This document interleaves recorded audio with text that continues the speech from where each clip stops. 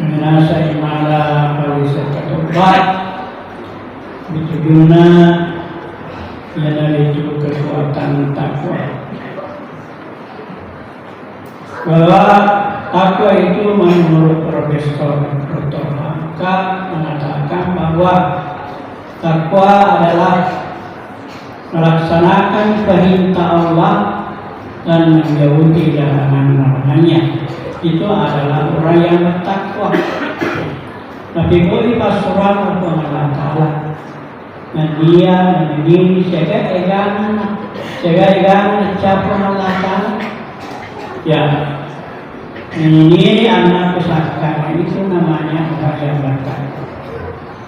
Tapi dari untuk melaksanakan ya bukan perintah Allah Ta'ala tapi larangan Allah Ta'ala. Nah